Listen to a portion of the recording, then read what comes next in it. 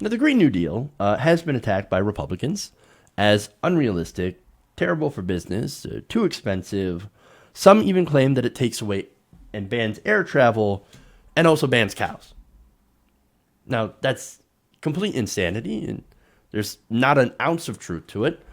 In fact, the Green New Deal is basically just a set of policy goals. That is a non-binding resolution. Nonetheless, these lies persist, and now AOC, Alexandria Ocasio-Cortez, has had enough of that. And during a House Oversight Committee hearing on Tuesday, she decided to call out Republicans for making these attacks, especially since it seems like they haven't even read the resolution. Let's take a look.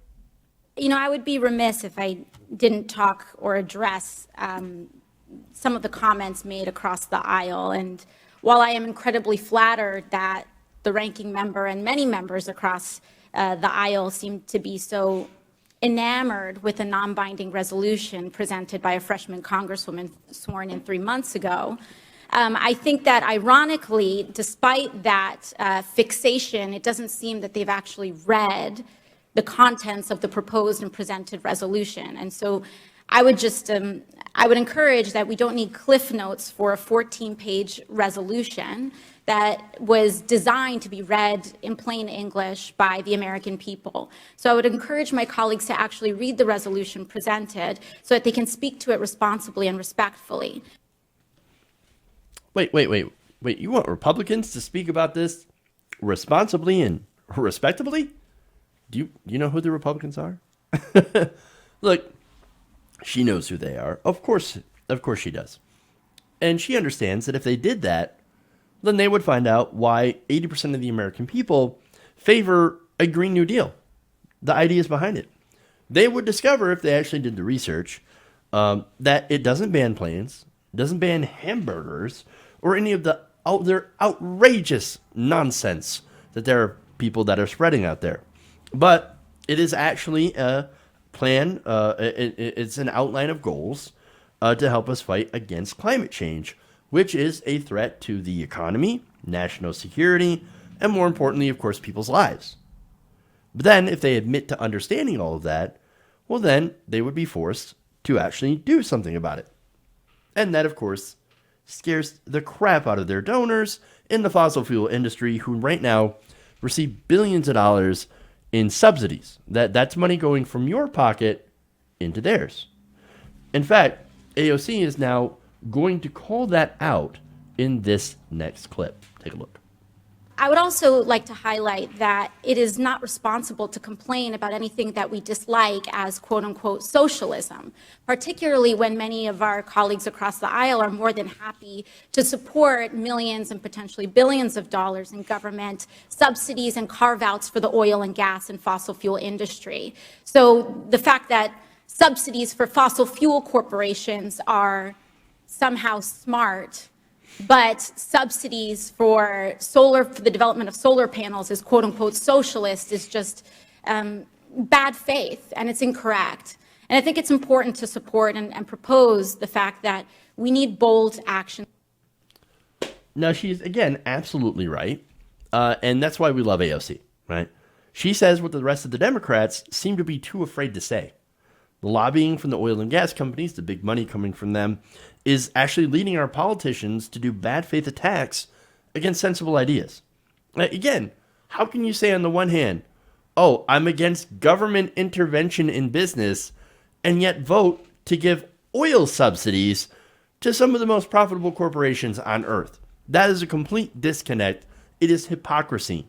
And in the same vein, or I should say on the other hand, you call Medicare for all socialism, and you go after the Green New Deal and alternative energy subsidies and things like that as terrible. Oh, that's not smart.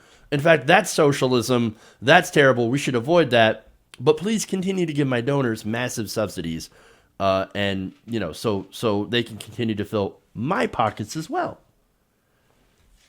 Look, what we need to do is, obviously, we need to start investing in cheaper wind and solar power. Ending those fossil fuel subsidies. Why? It's because they don't need them. Why do these multi-billion-dollar companies, again, some of the most profitable companies on earth, why do they need subsidies from the American taxpayer? Why? They just take them and they put them in their pocket, all while they privatize the gains from all their sales of fossil fuels, and they socialize the losses in the forms of pollution that has, of course, negative health effects and the effect of climate change.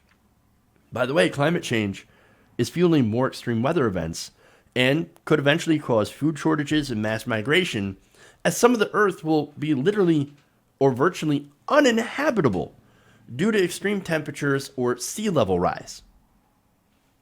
I mean, again, you are privatizing the gains, you are socializing the losses, and not only that, but you are also taking money from taxpayers to put it in your pocket. I mean, nobody should be able to defend these fossil fuel subsidies. It's insanity. But again, these companies and the politicians, their cronies that they have bought, they don't care. And unfortunately, they are leveraging our future in order to continue to get bigger profits. Now, the companies get big profits, and these politicians will continue to get big paychecks and campaign contributions and guaranteed jobs after they're done with their time in office. And look, it looks bad now, but unfortunately for them, most people do believe in the science of global warming. I know. And they actually want people to do something about it. They want bold action. That's why they're in favor of doing something about climate change. That's why they're in favor of doing something as bold and ambitious as the Green New Deal. And so, what do these politicians do? And these people in the right wing, well, they have to make stuff up.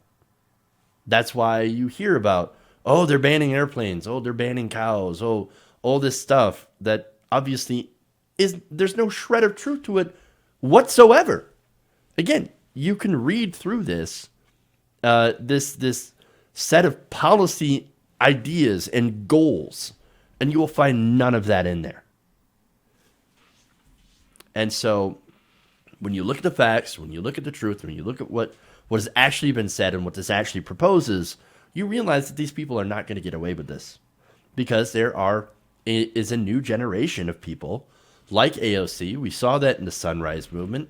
We continue to see young people getting more and more outspoken about climate change and against our leaders who continue to refuse to do nothing.